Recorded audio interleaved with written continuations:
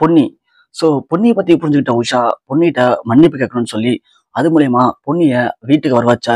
சக்தியவும், பொன்னியும் பிரிச்சு வச்ச உஷாவை சேர்த்து வச்சா. நல்லா இருக்கும்னு நினைச்சீங்கன்னா, இந்த வீடியோக்கு மறக்காம லைக் பண்ணி தெரியப்படுத்துங்க. இங்க உஷா எல்லாம் உண்மை தெரிஞ்சதுக்கு அப்புறமா சண்முகமே கோவப்பட்டு உஷாவை வீட்டுக்கு அனுப்பிட்டாங்க. இப்போ உஷா வீட்டுல ரொம்பவுமே ஃபீல் பண்ணிட்டு இருக்காங்க.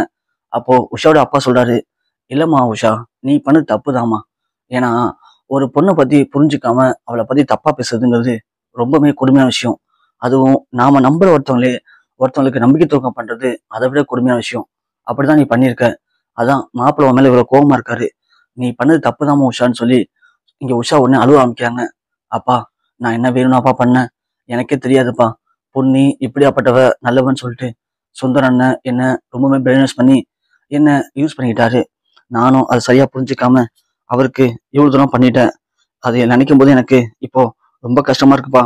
நான் பண்ணது எவ்வளவு பெரிய முட்டாள்தனம் அப்படிங்கிறது எனக்கே நல்லா புரியுதுப்பா. நான் பண்ணது தப்புதான்ப்பா அப்படின்னு உஷா இங்க பயங்கரமா அழுகுறாங்க. உஷா அழுவதை பார்த்து வீட்டுல எல்லாரும் பயந்து போறாங்க.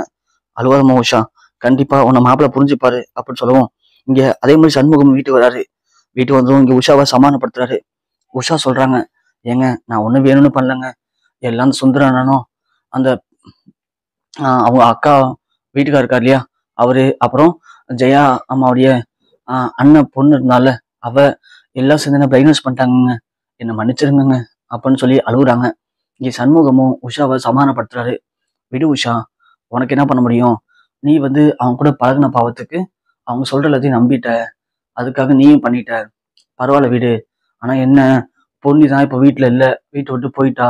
அதுதான் இப்போ அவ எங்க இருக்கா, என்ன ஆனான்னு ஒண்ணுமே புரியல. இந்த வீட்டுல இருக்க எல்லாருக்கும் நல்லது பண்ணிட்டு இன்னைக்கு அவ எங்க போவான்னு தெரியல. அதை நினைக்கும் போது ரொம்ப கஷ்டமா இருக்கு உஷா அப்படின்னு இங்க சண்முகம் ஃபீல் பண்றாங்க. ஏங்க, எல்லாரும் போய் தேடுங்க, பொன்னியை தேடி கண்டுபிடிங்க. நம்ம பண்ண தப்புக்கு பொன்னி என்ன பண்ணுவா, பாவம் இல்லையா அப்படின்னு இங்க உஷா சொல்றாங்க. சரி உஷா, நீ பாரு, நான் கிளம்புறேன்னு சொல்லிட்டு சண்முகம் கிளம்பிடாரு. சண்முகம் கிளம்புனதுக்கு அப்புறமா இங்க எல்லாரும் வீட்டுல இருக்காங்க. சக்தி பொன்னியை தேடப்போன்னு சொல்லி கிளம்புறாரு. அப்படின்னு பார்த்து கரெக்டா பொன்னியோட அப்பா வந்துடுறாங்க. இது வரைக்கும் யாருமே எதிர்பார்க்காத ஒரு ட்விஸ்டா பொன்னியோட அப்பா வந்து நிற்கிறாரு. என்ன மாப்பிள்ள, எப்படி இருக்கீங்க அப்படின்னு சொல்ல, வாங்க மாமா, நல்லா இருக்கீங்களா? நல்லா இருக்கப்பா.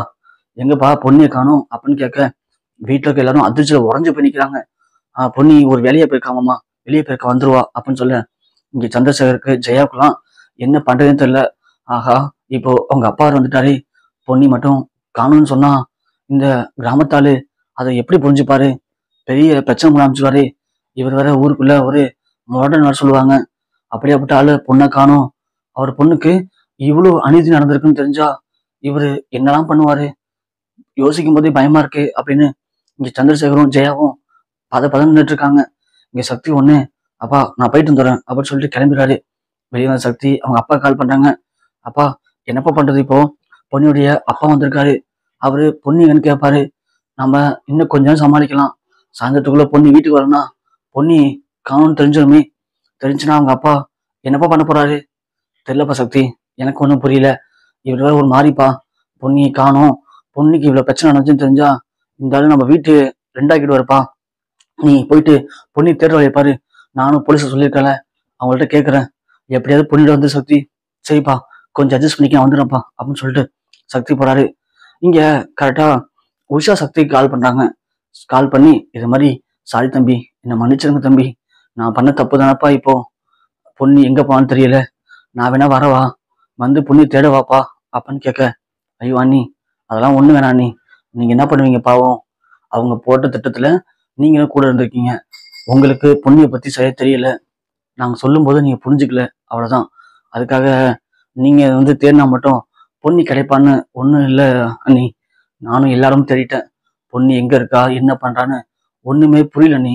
பாவம் பொன்னி எல்லாருக்காகவும் வாழ்ந்தா. கடைசியில எல்லாரையும் நல்லா இருக்க வச்சுட்டு அவ எங்க போயிட்டான்னு தெரியல. எங்க போனா, எங்க இருக்கா, என்ன கஷ்டப்படுறான்னு தெரியல. இந்த வீட்டுல இருக்கும் போதே சாப்பாட்டுக்கு கஷ்டப்பட்டு இருந்தா, இப்போ எங்க போய் கஷ்டப்படுறான்னு தான் ஒன்னும் புரியல நீ அப்படின்னு சொல்ல, உஷா உடனே பயங்கரமா அழுகுறாங்க. என்ன மன்னிச்சுக்க தம்பி நீங்க அப்படின்னு சொல்ல, என்கிட்ட மன்னிப்பு கேட்டு என்ன நீ ஆக போகுது? மன்னிப்பு கேட்க வேண்டிய ஆளே இங்க இல்ல. அவ என்ன பண்றான்னு புரியல, விடுங்க நீ, நான் கூப்பிடுறேன் அப்படின்னு சொல்லி இங்க சக்தி போன் வச்சிடாரு. உஷா பயங்கரமா அழுகுறாங்க. என்ன பண்றதுன்னு தெரியலையே, என்னாலதான் பொண்ணுக்கு இப்படி ஆயிடுச்சுன்னு சொல்லி தலையில அடிச்சுட்டு அழுகுறாங்க. அழுதுட்டு இருக்கும்போது பொண்ணு ஞாபகம் வந்து வந்து உஷா திடீர்னு மயங்கி அப்படியே கீழே வந்துடுறாங்க. சவுண்டு கேட்டு இங்க உஷாவுடைய அம்மா ஓடி வராங்க. ஓடி வரவும் இது மாதிரி உஷா கீழே வந்ததை பார்த்து பதறி போயிட்டு சண்முகத்துக்கு கால் பண்றாங்க. என்ன, உஷா கீழே வந்துட்டாளா? என்னத்த சொல்றீங்க? இப்ப என்னாச்சு அப்படின்னு சொல்ல, நாங்க பக்கத்துல இருக்க ஹாஸ்பிட்டல் அழைச்சிட்டு இருக்கோம் மாப்பிள்ள, நீங்க சீக்கிரம் ஹாஸ்பிட்டல் வந்துருங்க அப்படின்னு சொல்லவும், இங்க எல்லாருமே பதறி அடிச்சுட்டு ஹாஸ்பிட்டல் போறாங்க. இங்க உஷா அழைச்சிட்டு போய் ஹாஸ்பிட்டல் சேர்க்கறாங்க. சேர்த்தா இந்த மாதிரி உஷா கீழே வந்ததுல அவங்களுக்கு அடிபட்டிருக்கு. அவங்களுக்கு இப்போ உடனே ஸ்கேன் பண்ணி பார்க்கணும். ஸ்கேன் பண்ணி பார்த்தா சொல்ல முடியும். அடி பலமா இருந்துச்சுன்னா அவங்களுக்கு உடனே ஆப்ரேஷன் பண்ணி தான் ஆகணும், வேற வழி இல்லைன்னு சொல்லிடுறாங்க. டாக்டர், இன்னும் டேட் இருக்கு டாக்டர். இல்லைங்க, இப்ப விழுந்ததுல அவங்களுக்கு உள்ளுக்குள்ள ஏதாவது அடிபட்டுருந்துச்சுன்னா, இல்ல குழந்தை திரும்பிடுச்சுன்னா, அப்புறம் 10 நாளுக்கு அப்புறம் குழந்தை ரொம்ப ரிஸ்கா போயிடும். அதனால நாம இப்பயே பண்ணிதான் ஆகணும் அப்படின்னு சொல்லி அந்த ஸ்கேனும் பண்றாங்க. இங்க இருக்கிற எல்லாரும் குழந்தைக்காக வேண்டிக்கிறாங்க. ஆனா இங்க டாக்டர் வந்து ஸ்கேன் பண்ணி பார்த்து முடிச்சதுக்கு அப்புறமா, இல்ல சார், குழந்தைக்கு ஹார்ட் பீட் ரொம்ப கம்மியாயிட்டு இருக்கு, நாம உடனே ஆப்ரேஷன் பண்ணி தான் ஆகணும். ஏன்னா கீழே வந்ததுல குழந்தைக்கு போற அந்த ஹார்ட் பீட் அந்த குடல்வால் கிட்ட அடிபட்டிருக்கு.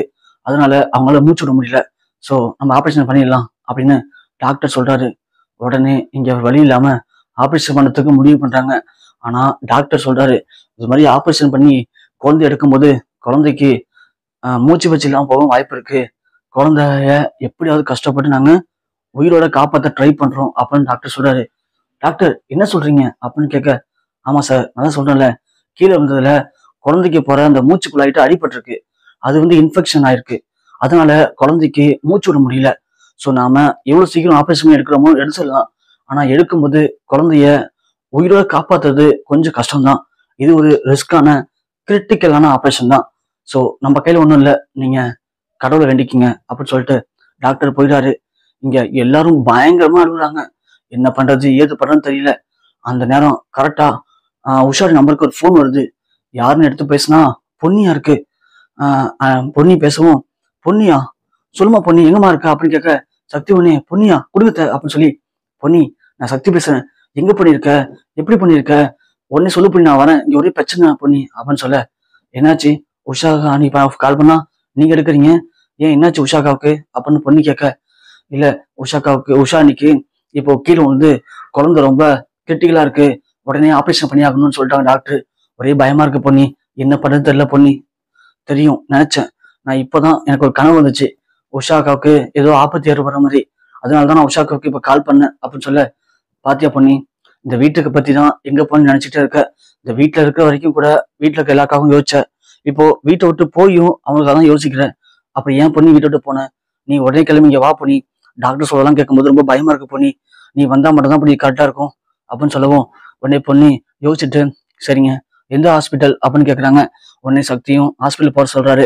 உடனே பொன்னி, நான் கிளம்பி வரேன் அப்படின்னு இங்க பொன்னியும் கிளம்பி வராங்க. இங்க வரவும் டாக்டர்கிட்ட விசாரிக்கவும், இந்த மாதிரி டாக்டர் சொல்லவும், உடனே பொன்னி, சரி நீங்களாம் இங்கே இருங்க, நான் கோயிலுக்கு போறேன், கோயிலுக்கு போயிட்டு சாமியை வேண்டிக்கிறேன், இதுக்குன்னு ஒரு சில பரிகார பூஜை எல்லாம் இருக்கு, அதெல்லாம் பண்ணா கண்டிப்பா உஷாக்காவுக்கு குழந்தை நல்லபடியா பிறக்கும், குழந்தை நல்லபடியா பிறந்துச்சு அப்படிங்கிற செய்தி கேட்டதுக்கு அப்புறம் தான் நான் இந்த இடத்துக்கே வருவேன் அப்படின்னு பொன்னி கிளம்பி கோயிலுக்கு போறாங்க. அதை பார்த்து சக்தி ஜெயாட்ட போய் சொல்றாங்க, பாத்தீங்களாமா, இந்த வீட்டுல இவ்வளவு பிரச்சனை இருந்து பொன்னியை நீங்க எல்லாரும் குறை சொல்லி பொன்னிய வீட்டை விட்டு வெளியே அனுப்பிச்சதுக்கு அப்புறமும் கூட இன்னமும் இந்த குடும்பத்துக்காக மாடா உடைக்கிறா, குடும்பம் நல்லா இருக்குன்னு சொல்லி எவ்வளவு கஷ்டப்படுறா பாருங்க, இவ்வளவு போய் இப்பெல்லாம் நினைக்கிறதுக்கு எப்படி உங்களுக்கு மனசு வந்துச்சுன்னு சொல்லி இங்க சக்தி ஜெயாவை பார்த்து காரி துப்புற மாதிரி ஒரு சில வார்த்தையை கேட்கிறாரு. அதை பார்த்து இங்க ஜெயாவே அப்படியே அதிர்ச்சியில உறைஞ்சு போய் நிக்கிறாங்க.